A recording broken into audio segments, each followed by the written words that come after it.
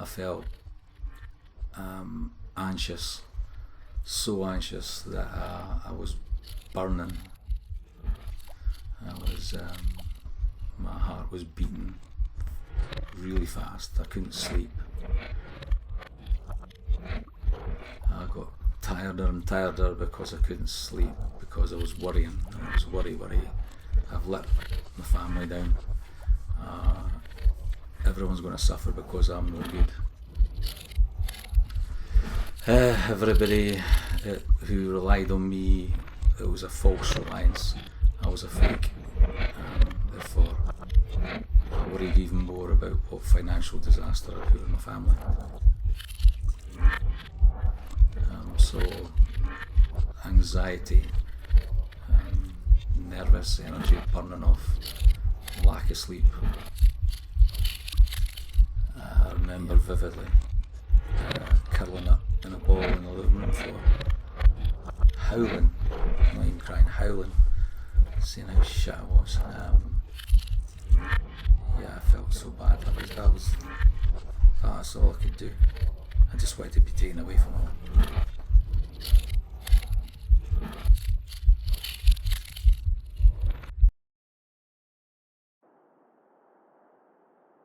I only realised something was wrong when I was driving back from school crying, and I knew this wasn't right. It was a build-up of stress in work and expectations of work, and then finding that I couldn't do it.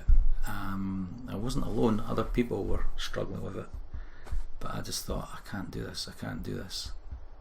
Why? What's wrong with me? Why can't I do it? I'm a failure.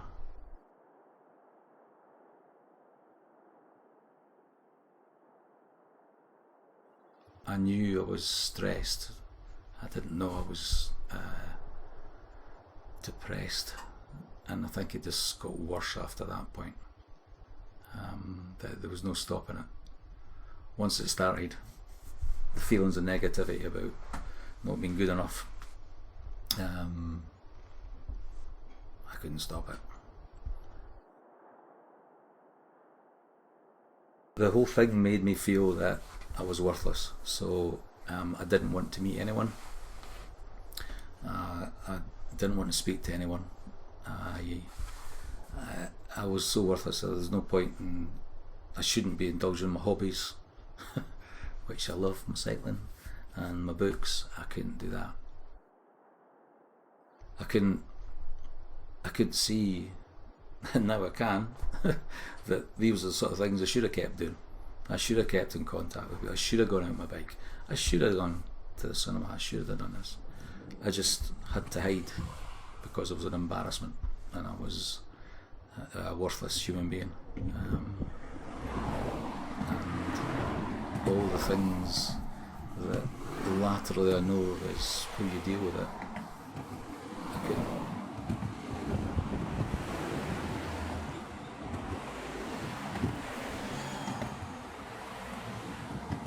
It consumed me. Finding a way to kill myself that nobody would get hurt with. If I didn't want to jump in front of a train in case the train driver had to suffer, so I didn't want to hang yourself in the forest because some kid might find you. But I didn't want to kill myself, but I did. And it was not a drama thing. It wasn't attention. It was, I'm a useless piece of shit. I'm no good to anyone. Everybody would be better off without me. Which didn't make sense. Now, it doesn't make sense. But I was so desperate. I was so down. I could understand why people would do it. And I was so numb that I could feel that people in my position then I could see how they could do it. But unfortunately I knew I couldn't because of my family. There's no way. Even though I was suffering and I was hating it, and I was absolutely hating myself, I would have never done that to my family. I remember a run and actually being on the beach at Kingsbands and thinking, because I was away from you all and I was having me time, then I reflected what a fucking great life I had. This is brilliant. I love my family and this is great. I can do this.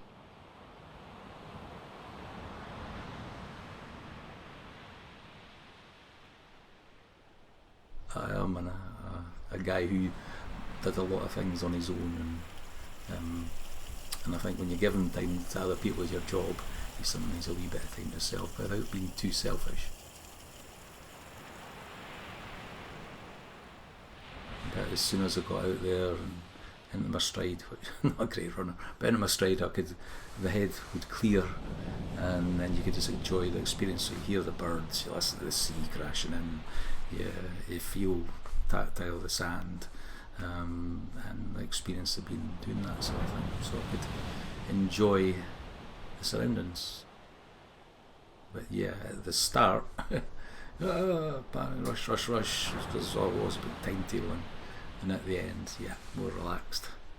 I could come home and get on with the rest of it.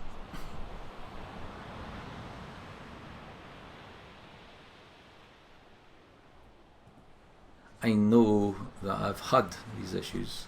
I'm hopeful I won't have them again. I can't tell if I'm going to have them or not. I don't know what's going to kick in. You know, I didn't think I'd get it after the second time. But then I went back in that position of responsibility and I had a trigger there.